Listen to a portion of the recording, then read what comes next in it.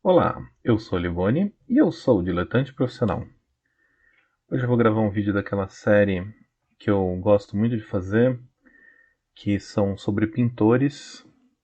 E tem vários pintores que eu acho que a gente deve conhecer, não só porque a arte deles é muito bonita, é muito bacana de ver, mas porque são pintores que vale a pena você estudar, você pegar um quadro do cara e tentar reproduzir com a sua técnica, com o seu estilo.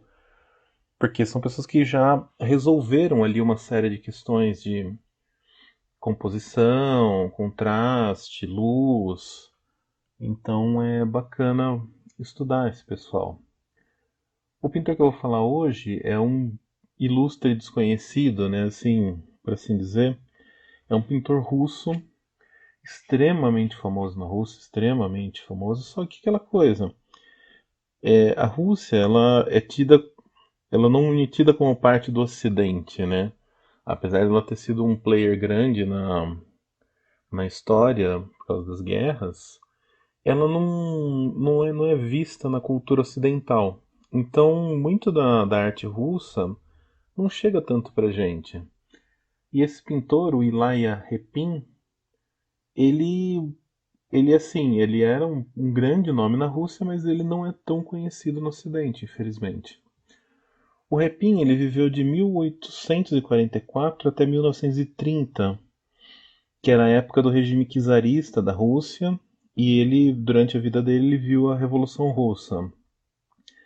Na verdade, se a gente for ser preciso, ele nasceu numa cidade que eu não vou saber pronunciar, mas que é Chogoyev, que hoje fica no que é a Ucrânia, mas na época fazia parte do que era a Rússia.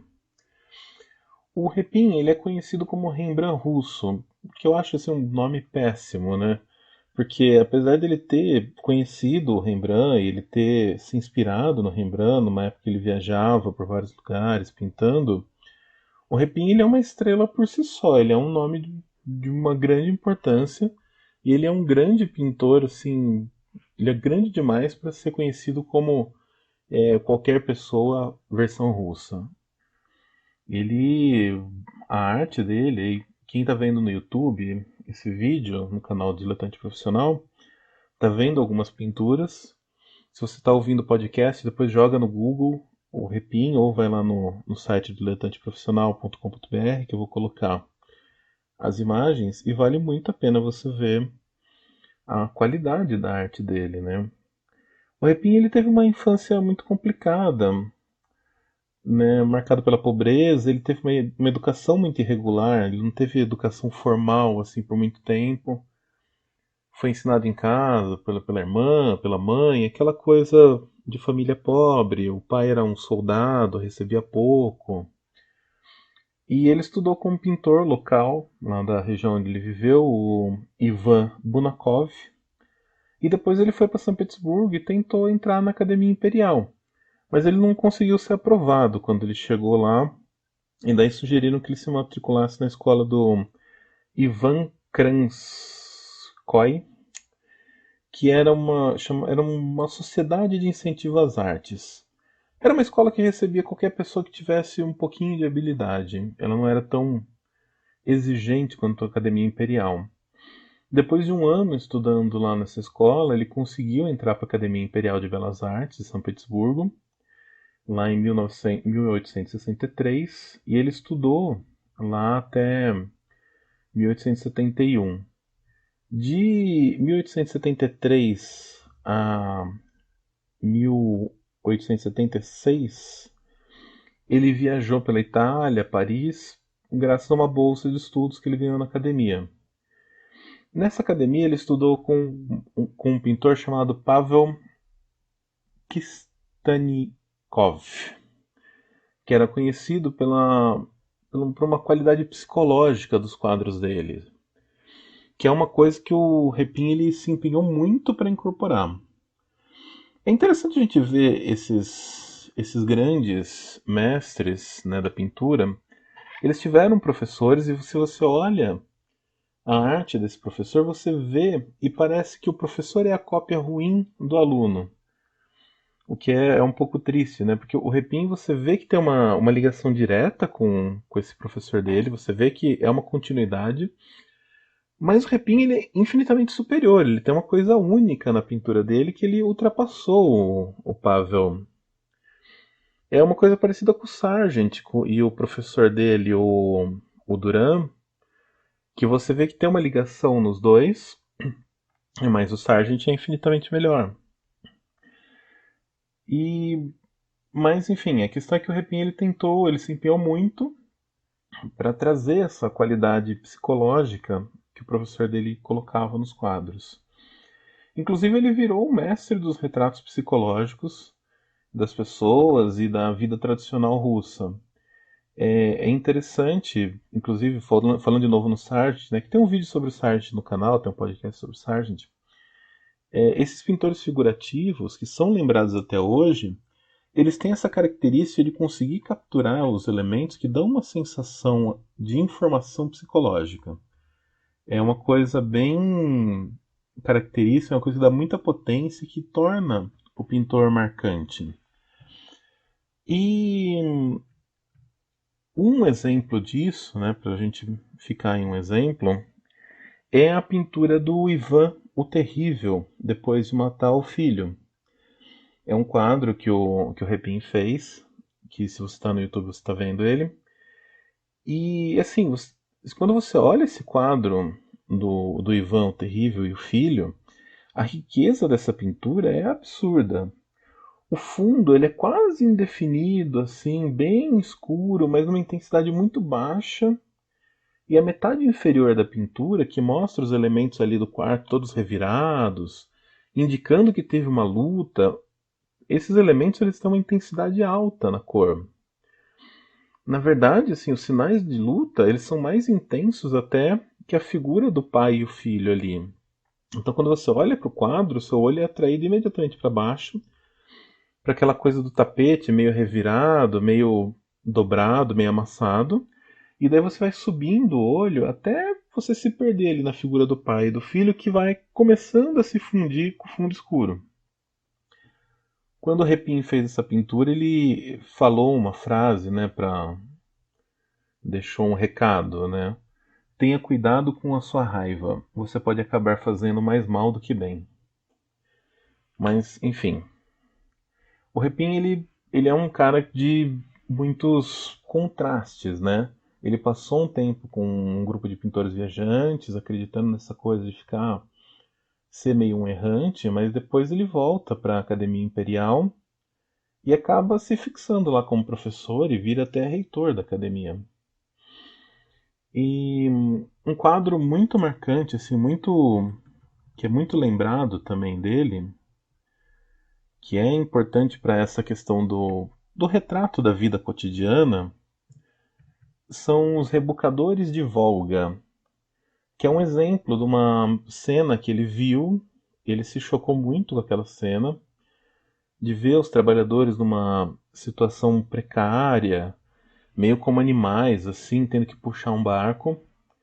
E o quadro ele tem toda uma questão política, assim, tanto que ele foi criticado na Academia de Belas Artes, mas foi defendido por artistas como o escritor Dostoiévski.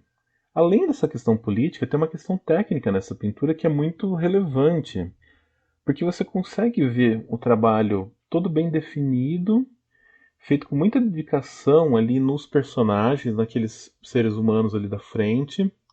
Apesar de ser uma imagem meio escura, assim, tem muita definição, tem muita intensidade. Tem uma carga, assim, de profundeza nessa essa representação desses trabalhadores é muito impressionante e contrasta com o fundo, o do mar, do barco, que é quase difuso, ele lembra um pouco uma aquarela. O Repin ele pintava em óleo, mas ele também dominava a aquarela e tem muitas aquarelas do Repin que são muito bonitas. Aliás, curiosamente, esse é outro paralelo com o Sargent, que fazia, é famoso pelas pinturas a óleo, mas tinha as pinturas em aquarela que eram bem bonitas. Agora é aquela coisa, né? Como todo bom russo, o Repin ele era uma pessoa cheia de contradições. Ele fazia esses quadros políticos, Ele fazia essas cenas, ele retratava essas pessoas, retratava essa vida sofrida, essa meio que crítica social da época. Mas ele também fazia os retratos das pessoas influentes da época. Inclusive, assim, ele era leal aos czares. E fazia os retratos oficiais dos czares e manteve essa lealdade até o final. Quando tem a Revolução Russa, ele decide ficar fora da Rússia e vai morrer lá na Finlândia. E, mas no final eu volto a falar sobre essa questão da Finlândia, que é outra parte de um país que era também parte do Império Russo. Mas antes de chegar ali, eu queria falar sobre o trabalho que o Repin dedicava aos quadros dele. Ele trabalhava assim muito para chegar naquele resultado. Então ele fazia muitos esboços, muitos estudos de desenho e ia lapidando o negócio até ele ter uma coisa com qualidade suficiente para poder pintar. Isso é uma característica muito marcante no trabalho dele. Se você olhar um esboço, você vê como é impressionante assim. O contraste para a pintura já está 100% resolvido ali no esboço. Tem até outras informações, assim como onde que ele vai desfocar, o que ele vai detalhar, já está tudo ali. Fora que o desenho dele, ele é absurdamente moderno. Tem uns toques de estilização, tem achuras, tem uma pose potente. Ele tem uns conceitos inatos de design que só vão ser sistematizados muitos anos depois. O desenho dele tem um movimento, tem vida, tem realidade, tem expressão, tem gesto. É tudo na medida certa. E como eu falei, o Repin ele não foi um artista relevante só para a Rússia, ele foi um artista relevante para a Finlândia. Ele morreu lá porque ele já estava vivendo lá na Finlândia, numa região, é uma parte de São Petersburgo, uma cidade chamada Kuokola, que fazia parte da Rússia, e quando tem a Revolução Socialista, a Finlândia fica independente e o Repin decide ficar lá. O Lenin, que é o líder da revolução, ele até convida o Repin para morar em Moscou, porque seria, né, uma. O Lenin estava tentando levar os ícones culturais da Rússia para se manter lá na Rússia. Mas o Repin ele disse que ele já estava muito velho, ele não queria viajar e daí ele fica na Finlândia, onde ele morre. E ele também é lembrado por causa disso, porque ele divulga esse estilo de vida, a cultura russa, dentro da Finlândia. É o mais perto que ele chega ali do Ocidente, vamos assim dizer, de trazer essa cultura russa para lá. Enfim, era isso que eu queria falar para vocês do Repin.